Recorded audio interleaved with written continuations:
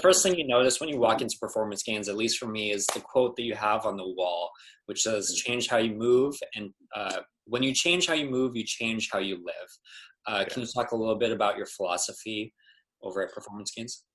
Yeah. So I would say up to a certain point, probably like up to like 2 or 3 years into my training career, I was very much stubborn-headed about certain things. Like everything had to be done a certain way, right? Like I certainly propagated the your knees must not go past your toes when you squat type thing, like, because that's what I was taught. But interestingly enough, after playing rugby and football in college and not really taking care of my body that well, as I started training, I literally had the toughest time squatting or lunging. My knees hurt so badly. So I would kind of, I'd be like, okay, so for this exercise, you're going to squat. And I would kind of like do like a quarter squat. And I'd be like, kind of fake it. And like, but you're going to do what I just did, but you're going to go all the way down. Right. And, saying it out loud, it sounds kind of crazy, right? It sounds ridiculous. Same thing for a lunge. Like you're going to get into this split squat position, and then you're going to just like, your knees are going to go down, more so than mine do. And I just lived like that for a while. Now, if that's the way I'm training, right, or showing people how to train, imagine like when I'm picking stuff up, or when I, any number of different things. I just kind of like assumed that my joints were arthritic from playing, and I hadn't taken care of them well enough, and I was just gonna have to deal with it. And then, interestingly enough, I started getting into kettlebells more. Side tangent story real quick. My first experience with kettlebells, I took a certification course. It was 2 days long. After the first day, I woke up the next day, debilitating back pain, couldn't move. Went in, luckily I had a friend at the gym who was a massage therapist, had them work on me. And then I was able to finish out the next day. Why do I tell you this? Because the reason why my back got thrown out was because I was doing swings and snatches and kind of practicing all this stuff, but I was doing it all not the way my body was supposed to do it, right? So the way I moved there caused me to, at least for a few hours, live a pretty poor quality of life. Mm-hmm.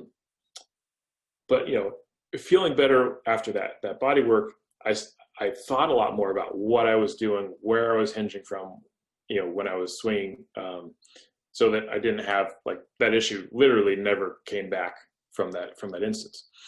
Now, fast forward a couple of months from taking that kettlebell class, I'm like instructing a lunge for someone, and I'm saying like, and you're gonna do this. But the interesting thing was I accidentally went too far, and in my mind, I was expecting pain, and I didn't get it. And I continued lunging down, perfectly fine.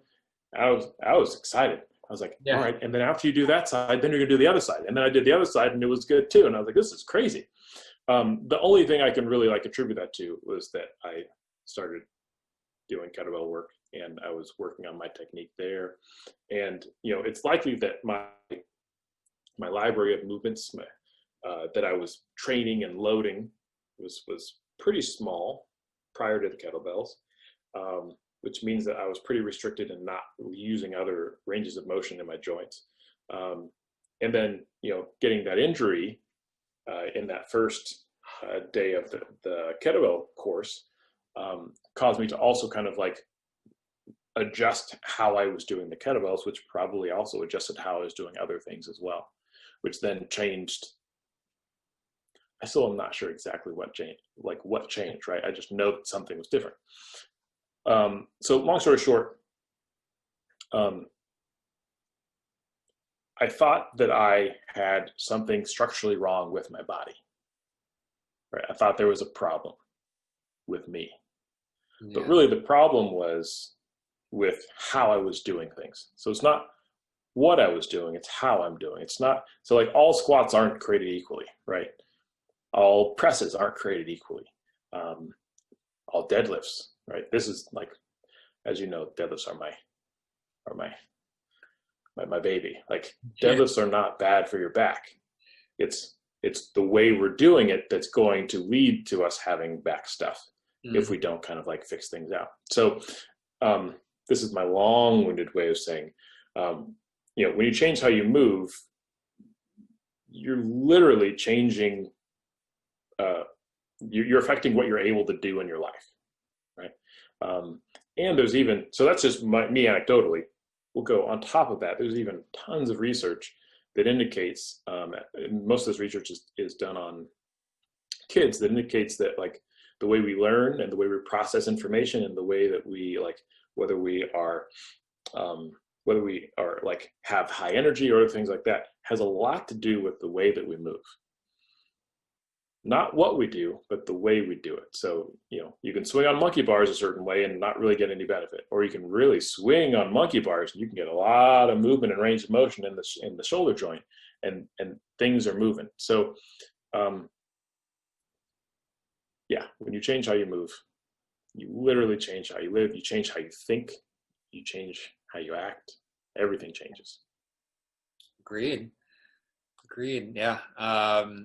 I think when I used to box, everything was just boxing only. I was very tight. Now I'm doing all these new movements, and as you've seen, there's certain things that should be easy that I can't do that I'm still working towards. So now I'm trying to get that kind of variability to be able to move my body in just a multitude of ways, right?